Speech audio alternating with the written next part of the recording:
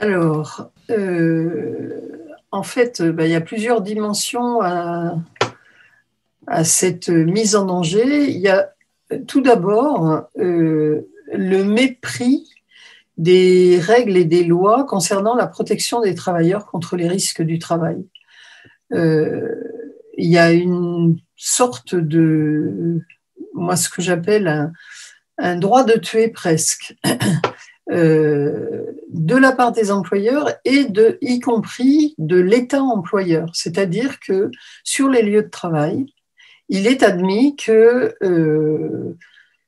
les personnes peuvent être maltraitées dans le sens psychologique, être soumis à des dangers immédiats. On a encore 2 accidents du travail par jour en France, 2 accidents mortels par jour en France. Et dans l'indifférence la plus générale, et je sais que la Fondation Copernic, on a travaillé ensemble sur ce sujet, mais aussi il y a je dirais même presque alors les juristes appellent ça un consentement meurtrier au fait d'exposer des travailleurs à des dangers comme les risques toxiques. Et en fait, moi j'appelle ça un droit de tuer, puisque l'exposition à des toxiques ne conduit pas à la prise en compte des règles qui ont été établies. Et là, je vais parler de la dernière activité que nous avons eue à l'association Henri Pézra en lien avec l'Union départementale CGT et en lien aussi avec tout un collectif intersyndical, interassociatif qui s'est monté suite à l'incendie de Notre-Dame, parce que nous sommes absolument indignés du mépris des règles et des lois par l'ensemble des autorités publiques de ce pays sur la gestion de l'exposition au plomb à Notre-Dame, et quels que soient les travailleurs, c'est-à-dire que on pense immédiatement aux travailleurs du chantier, et c'est vrai que en fait ils ont travaillé sans protection du tout pendant les premiers mois, et ils travaillent dans des conditions qui restent absolument contraires à tout ce qu'on pourrait imaginer en matière de prévention. Mais il y a aussi les nettoyeurs, que ce soit la voirie, que ce soit... nous avons interviewé des travailleurs du nettoyage qui font le nettoyage des immeubles, qui font le nettoyage des stations de métro et de RER, qui font le nettoyage des écoles, la préfecture de police, l'Hôtel-Dieu, etc. Et en fait, ce qui est commun à tous, c'est le fait qu'ils n'ont pas été informés, ils n'ont pas été formés pour faire des travaux exposés au plomb, alors qu'il y a des règles extrêmement précises dans le Code du travail. Et en préalable aux travaux, dans aucune de ces catégories de travailleurs, il n'y a eu d'évaluation des risques, ce qui est en soi une infraction caractérisée au Code du travail. Donc, je vous prends cet exemple-là parce que je viens de travailler par rapport à ça, mais des exemples comme cela, on en a mais des multiples. Et en fait, et c'est le deuxième point sur lequel je voulais revenir par rapport à cette mise en danger généralisée, c'est la destruction des droits des travailleurs avec les lois qu'on a vues les unes après les autres, détruire tout ce qui avait été fait, disons, dans les années, au début des années 80, mais surtout qui était le résultat de luttes, de décennies de lutte des travailleurs pour obtenir le droit d'expression, le droit d'expression sur les conditions de travail, le droit d'avoir une représentation effective et un effectif contre-pouvoir dans l'entreprise avec les CHSCT, et on sait que les ordonnances Macron ont supprimé les CHSCT, et c'est vraiment catastrophique parce que cette mise en danger généralisée prend une ampleur sans cesse croissante et les travailleurs n'ont plus la capacité de lutter comme ils l'avaient, même si le CSE, bien sûr, les syndicats vont essayer au maximum de s'en servir, mais les droits ne sont plus du tout les mêmes. Sans parler de toutes les remises en question d'un certain nombre de règles sur le temps de travail, qui permettaient de contrôler en quelque sorte la progression d'une intensité du travail qui est folle. Donc on est avec toute une série de risques, soit des risques psychosociaux, dont on a parlé, et on a maintenant une très grosse inquiétude sur les suicides, bien sûr, mais pas seulement, sur toutes les formes de harcèlement managérial et organisationnel, parce qu'il y a une pression permanente sur les salariés. Et puis, il y a cette situation absolument catastrophique d'exposition à des toxiques qui, année après année, est mise en évidence dans une enquête du ministère du Travail qui s'appelle l'enquête Surveillance médicale des risques. Et l'enquête Sumer 2017, qui est la dernière, témoigne du fait qu'au minimum, et c'est vraiment un minimum parce qu'ils ont pris qu'une vingtaine de cancérogènes, alors qu'il y en a évidemment beaucoup plus, présents en milieu de travail, et ils montrent qu'il y a entre 2 millions et 2 500 000 travailleurs qui, en 2017, ont été exposés dans la semaine précédant l'enquête à non seulement un cancérogène, mais une multiplicité de cancérogènes. J'ajouterai une dernière chose par rapport à cette mise en danger généralisée des travailleurs, c'est le déni permanent de justice. Parce que si je prends simplement l'histoire du combat contre l'amiante et des luttes qui ont été menées, une des luttes qui est complètement mise en échec, c'est d'obtenir que la justice pénale se saisisse du problème de l'amiante. Tous les procès qui ont été engagés par rapport à des drames de victimes de l'amiante qui sont mortes à l'évidence des conséquences d'une exposition professionnelle à l'amiante dans des usines comme Amisol à Clermont-Ferrand, usines textiles, comme les usines de fibrociment,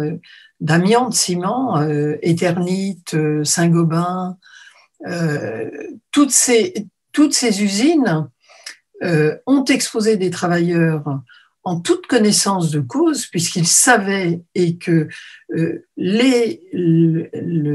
patronat de l'amiante s'était organisé pour empêcher véritablement la diffusion des connaissances sur l'exposition, sur les effets sanitaires, etc. Et quand ces situations ont été portées devant la justice pénale, qu'ont fait les autorités publiques, parce que c'est les politiques, parce que c'est quand même des choix politiques, au lieu de juger sur les lieux du drame, à Clermont-Ferrand pour les ouvrières d'Amisol, à Albi, puis probablement Toulouse, pour les travailleurs de l'usine d'amiante-ciment de Gaillac dans le Tarn, les procureurs se sont dessaisis de ces plaintes pour les porter au pôle de santé publique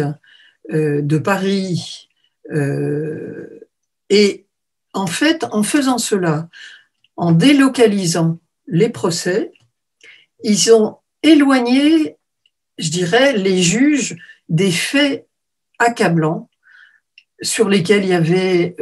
non seulement les témoignages des ouvriers, mais des procès-verbaux d'inspection du travail, par exemple. Et en fait, les juges ont concentré leur travail non pas sur les faits et la qualification des faits, mais sur un débat d'experts. Et on sait, avec tous les travaux maintenant sur la production de l'ignorance et du doute, que dès lors qu'on amène la discussion sur ce terrain-là, eh bien, indéfiniment, on peut dire qu'on n'est pas très sûr que ce soit monsieur Untel qui, pourtant, était le patron de l'entreprise à l'époque où travaillaient ces ouvrières. Eh bien, on n'est pas très sûr que ce soit ce patron qui soit responsable de la mort de ces ouvrières. Et là, il y a une situation absolument insupportable de déni permanent de justice et de consécration de l'impunité des industriels et des employeurs avec la complicité active des pouvoirs publics.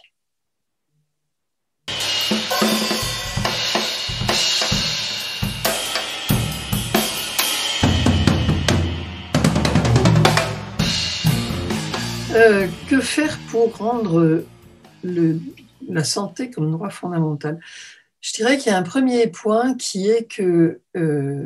on a laissé se creuser des inégalités de santé abyssales, des inégalités de mortalité abyssales.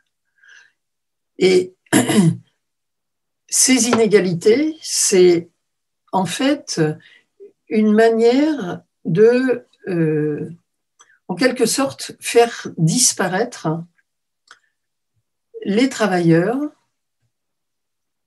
le travail et les maux du travail. C'est-à-dire qu'au fil des années et des décennies, on a remplacé complètement, on a fait disparaître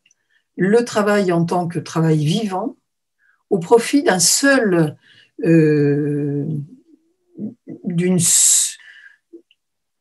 concept abstrait, malgré tout, qui est l'emploi. L'emploi, ce n'est pas du travail vivant, c'est un contrat, c'est même une prestation. Et derrière ce contrat, derrière cette prestation, le travail disparaît. Et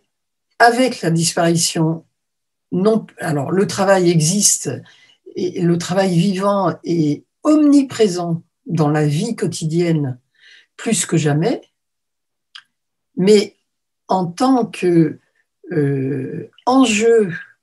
de santé, enjeu de vie, c'est comme s'il n'existait pas. Et on l'a remplacé par l'emploi à tout prix, y compris les emplois qui tuent. Donc je dirais que la première chose à faire pour rendre effectif la santé comme droit fondamental, c'est de redonner tout son sens au travail vivant. Parce que c'est seulement à partir du moment où est prise en considération le fait que le travailleur, qui est aussi un citoyen, met en jeu sa santé, sa vie, son énergie, sa capacité à faire effectivement un travail bien fait. Et on sait à travers les travaux de psychologie du travail à quel point il y a un attachement des travailleurs au travail bien fait. Et il y a une exploitation, enfin il y a l'exploitation en tant que telle par le patronat, par les employeurs du travail, mais il y a une exploitation seconde de cet investissement du travailleur dans ce travail bien fait. Et ce travail bien fait, c'est coûte que coûte. Et le quoi qu'il en coûte du président Macron, qui n'a à aucun moment, y compris de la pandémie, considéré la santé comme étant le droit fondamental. Et en fait, pour rendre effectif le droit à la santé, il y a d'abord à réhabiliter cette reconnaissance à la fois individuelle, sociale, collective, citoyenne, politique du travail et de l'investissement du travailleur dans son travail. Et pour moi, le droit à la santé, c'est d'abord ça. Parce que derrière, c'est évidemment la lutte contre les résistances et les luttes contre les risques du travail. Je dirais que dans l'association Henri Pézra, en fait, on fait ça en permanence. Résister contre cette impunité dont j'ai parlé tout à l'heure. Bon, il y a des luttes qui sont internes aux entreprises où nous donnons un soutien à des CHSCT ou des sections syndicales pour essayer de desserrer les taux, de retrouver des marges de manœuvre. C'est pas toujours simple. Et ces résistances, elles se construisent à partir d'alliances qui sont vraiment très, très importantes entre 4 types d'acteurs. Je dirais qu'il y a d'abord la résistance des travailleurs et des travailleurs citoyens, c'est-à-dire que ça peut être complètement des luttes qui sont à l'articulation de la lutte syndicale et de la lutte citoyenne. Ça a été le cas pour l'amiante, c'est le cas pour les pesticides, des substances chimiques, les sites pollués, où on voit se construire ces alliances déjà au niveau du mouvement social entre syndicalistes et citoyens. Notre-Dame, c'est vraiment typiquement cette alliance-là, avec le soutien et l'aide pour outiller ces luttes de scientifiques et de syndicalistes et de professionnels de la santé, pardon, parce que on sait bien que ce qui concerne la santé passe maintenant par non pas simplement l'intuition des travailleurs qui sont mis en danger, mais le fait de démontrer cette mise en danger. Et là, il y a besoin d'autres types de savoirs, même si rien ne remplace les savoirs des premiers concernés. Mais parfois, il faut leur donner accès aussi aux connaissances qui leur permettent de lutter efficacement. Ça a été beaucoup le cas sur l'amiante, et j'encourage tous ceux qui le souhaitent à voir le film et revoir le film Les Sentinelles, qui montre bien comment, en fait, c'est à partir du moment où il y a eu cette rencontre entre des travailleuses de l'usine Amisol et les travailleurs scientifiques, mais les scientifiques de Jussieu, qu'il est devenu possible de faire émerger une lutte syndicale et citoyenne sur l'amiante. Troisième acteur, c'est les juristes, parce que compte tenu de la faiblesse des rapports de force à l'heure actuelle, on sait bien que quand on va dans la rue maintenant, et les mobilisations aussi nombreux soient ceux qui se mobilisent, on l'a vu pour toutes les lois de destruction du Code du travail, on n'a pas réussi à inverser le rapport de force. Donc, la justice est finalement un outil de lutte pour obtenir gain de cause. Et c'est ce qu'on a vu quand même dans un certain nombre de procès. Je pense à deux très longs procès, celui en particulier d'AZF, donc après la catastrophe d'AZF de 2001. Il y a eu cette alliance avec des juristes qui ont réussi à plaider en fait quelque chose qui est, enfin, si le travail est invisible, il y a une partie du travail qui est encore plus invisible que tout, c'est le travail sous-traité. Et dans les jugements qui ont été rendus par rapport à l'accident industriel d'AZF, ce qui a été pointé par les juges, c'est les infractions concernant notamment le passage en sous-traitance de toute une partie du travail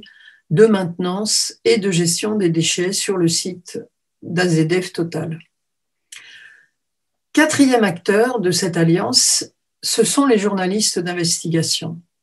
Parce que, en fait, il faut absolument arriver à justement briser l'invisibilité, faire émerger la réalité des risques, la réalité des conséquences. Et c'est très, très difficile. Et pour que ça émerge, il faut vraiment que des journalistes d'investigation acceptent de ne pas en rester aux 2 ou 3 questions très factuelles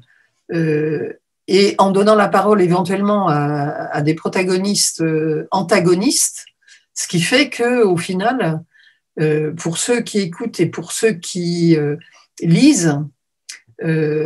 c'est très difficile de savoir où se situe le problème. Et là, je dirais que depuis une vingtaine d'années,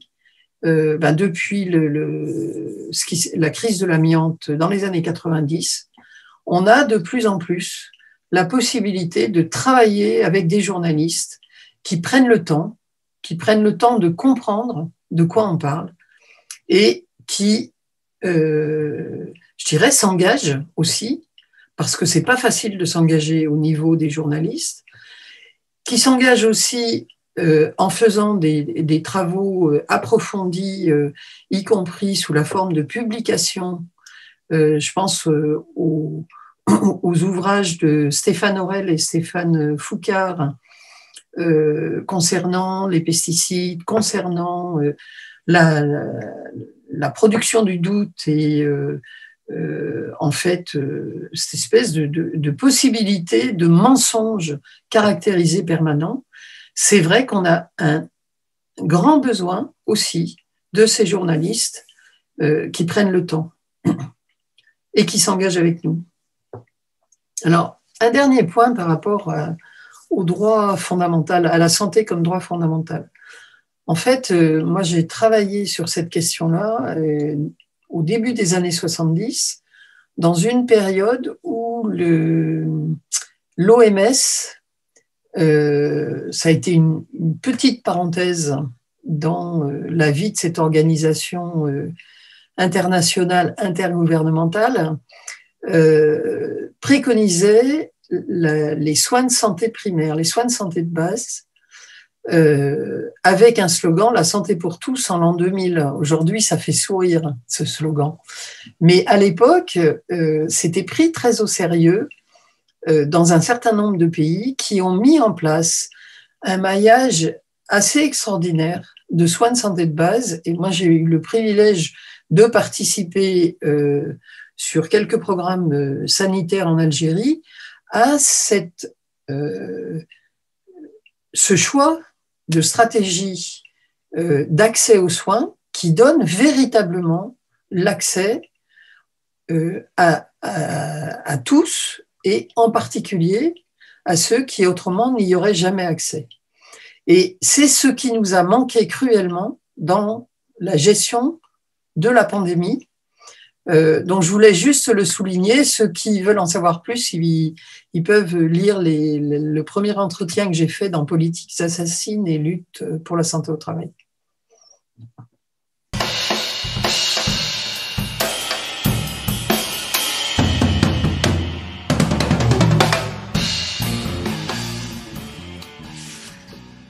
Alors, tout d'abord, le socle de toute démarche de prévention sur les lieux de travail repose sur la mobilisation des travailleurs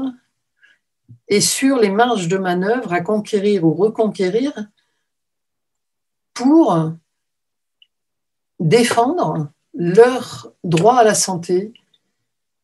sur les lieux de travail. Je dirais que les deux sont très, très articulés. Alors, parmi ces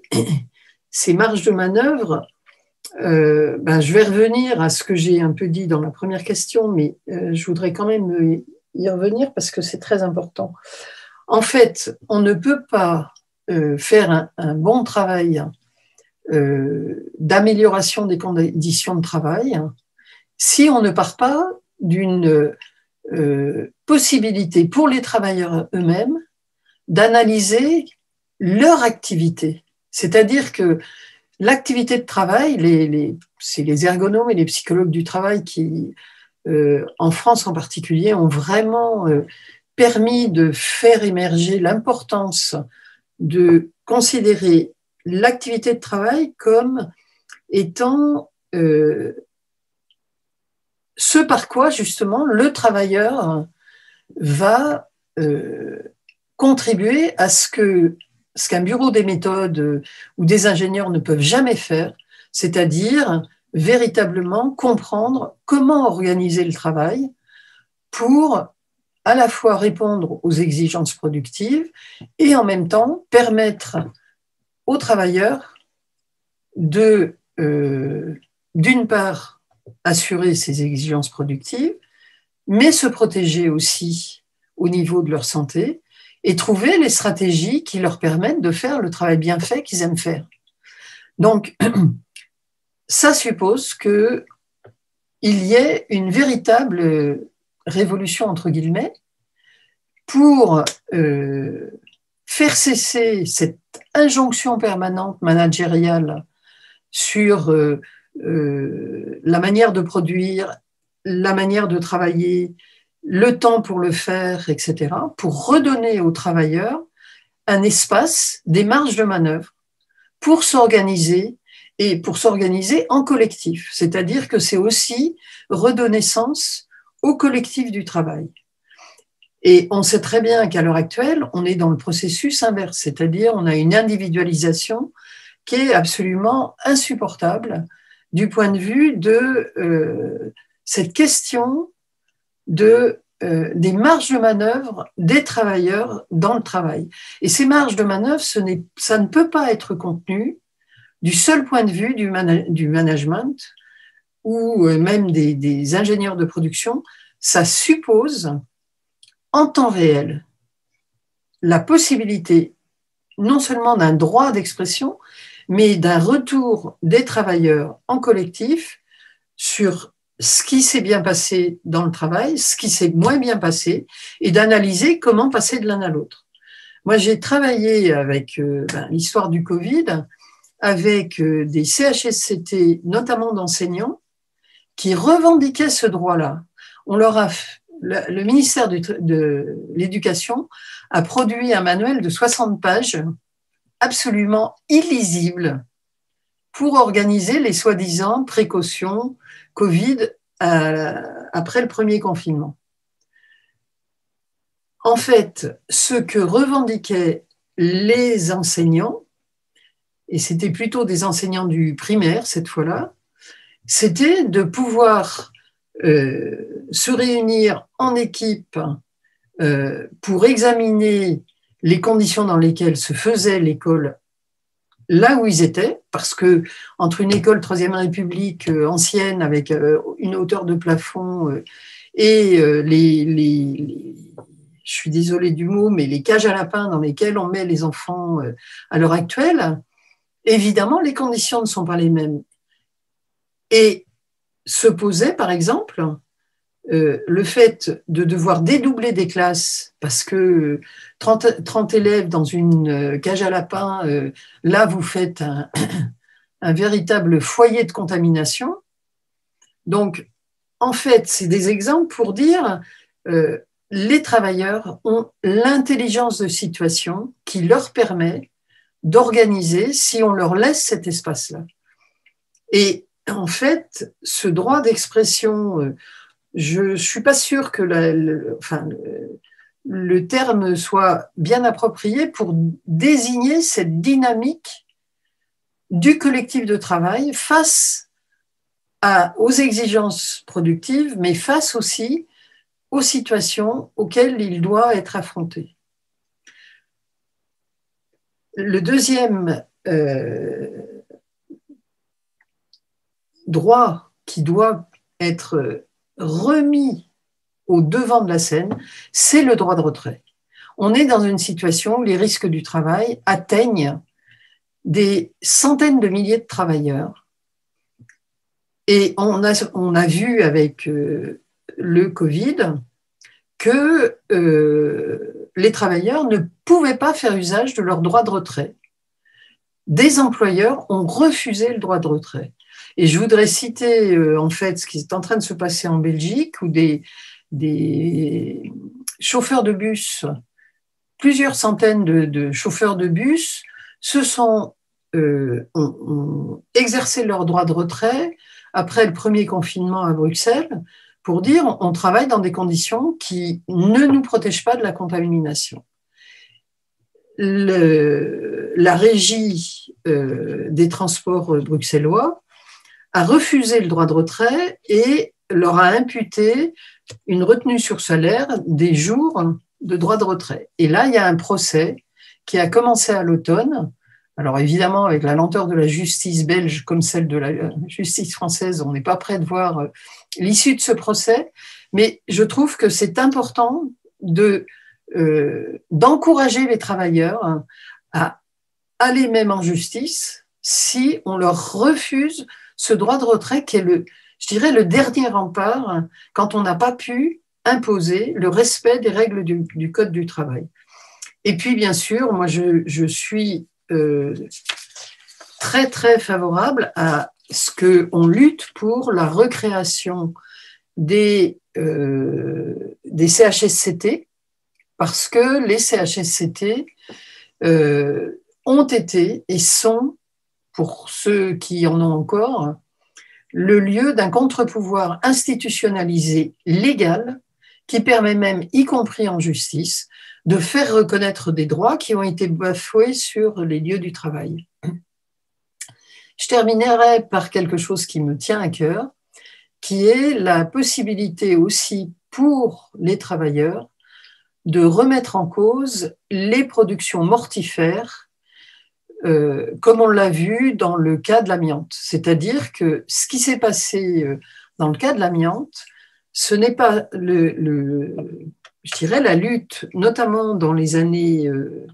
90, n'est pas venue seulement, il y a eu effectivement des travailleurs qui étaient victimes de l'amiante, mais de l'amiante parce que l'amiante avait été utilisée. C'est le cas des enseignants qui sont décédés de cancer du mésothéliome lié à l'amiante. Mais il y a eu trop peu d'attention portée au fait que des travailleurs d'usines de transformation de l'amiante, donc l'amiante était le matériau de production, ces travailleurs, et là je veux citer en particulier Jean-Marie Birbès et le CHSCT de l'usine Eternit de Gaillac, qui ont été parmi les tout premiers à dire il faut qu'on interdise l'amiante. Et nous avons, en tant que travailleurs, à lutter pour l'interdiction de l'amiante, pour la reconversion de nos usines, pour la reconversion aussi au niveau territorial. Et en fait, là aussi, on est en présence du fait que le travailleur, quand il rentre dans l'usine, reste un citoyen. Et un travailleur qui est pris dans cette contradiction entre son travail et le fait que les produits qu'il utilise sont des produits qui empoisonnent bien au-delà de l'usine, c'est quelque chose qui doit être absolument remis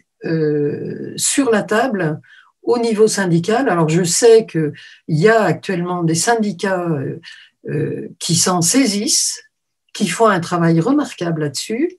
et je ne peux qu'encourager et dire que l'association Henri Pézra, nous sommes évidemment